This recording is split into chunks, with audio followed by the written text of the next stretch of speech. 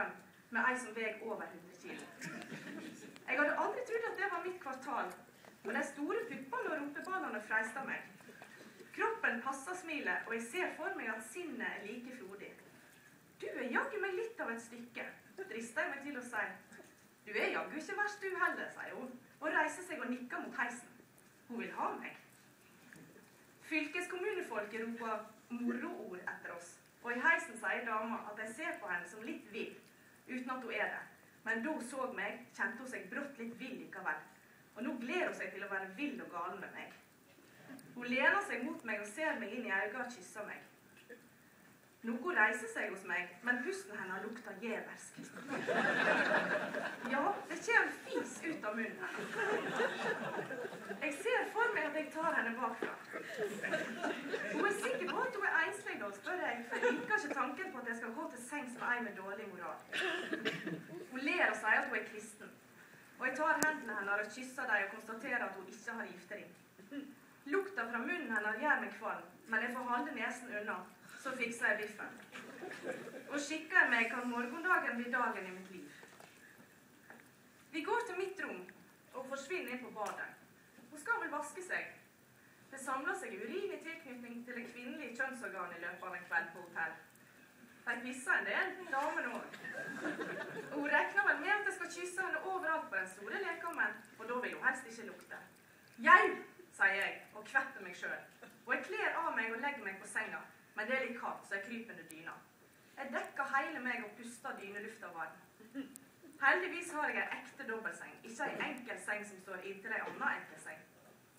Jeg og senga skal være varme når hun kommer, og jeg skal gi henne orgasme om jeg så må jobbe i 2 timer. Jeg blir litt nervøs når jeg tenker på det. Det nok annerledes når magen disser. Jeg sukker i dynemørket, og så gjesper jeg, og så sovner jeg. Og så vakner jeg av at en bråte med hud og kjøtt velter innover meg. Og jeg skriker og hopper til. Men dialekten hennes skubber meg tilbake og legger seg over meg. 100 kilo, tenker jeg, og konsentrerer meg om å kjenne etter mens jeg har sjansen. Samstundes må jeg vri ansiktet vekk, for pusten hennes lukter fremdeles en god del verre enn hesteskitt. Og så er jeg forferdelig trøtt. Jeg må sperre opp øynene. Men det går. Hun presser kroppen sin mot min, og jeg klemmer henne villig. Vestlekaren strekker ut ryggen og klukker lykkelig mot huden henne. Det heiteste himmelriket, det godt. Vekt relevant. Jeg vil ha mer vekt enn jeg har visst at jeg vil ha. Jeg vil skrike det ut. Fantastisk! Jeg vil se nærmere på kroppen hennes. Mageflesk og rumpeballene, knehasene og kanskje tærne. Men hun kysser meg, og jeg kvalm. En får kanskje vondt pust av å drikke overdrive og forsyne seg skammelig godt av buffeten. Men hendene stryker meg over brystet og magen og hoftene og sier at jeg velskapt og veltrenet og vennligsinnet, og det vidunderlig. Men hun kysser meg igjen, og jeg kaster opp. Ja, kvalmen slår meg så hardt i magen at jeg spyr utover de 100 kiloene med kvalitetskjøtt. Hun skriker og fyker inn på badet, der hun okker og brekker seg. Jeg setter meg opp og drikker en halv flaske Solo som jeg var smart nok til å sette på nattbordet. Jeg ser for meg at hun står over dasskåla og vakler, og jeg som likte henne.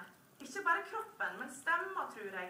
Hun snakker ikke i ett bankende kjør, slik en alt for god del dame gjør. Og jeg kunne ha likt tankene hennes. En fylkeskommunearbeider aldri dum, og hun virker blid og fri.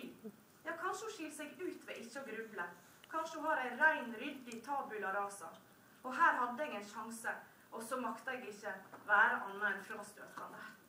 Jeg kan bare gurgle brus og konstatere at det er svært lite oppkast i senga, og at det er hun som nå står i dusjen som har tatt støyten. Jeg slår av nattbordlampa, kryper inn under dyna, og satser alt på å gli inn i evig dale før hun smeller døra igjen. Så da håper jeg at dere damene ikke legger an på en skalla sogning etter julematen i kveld. Og det var ikke meningen å legge matlista. I så fall er jeg lei for det.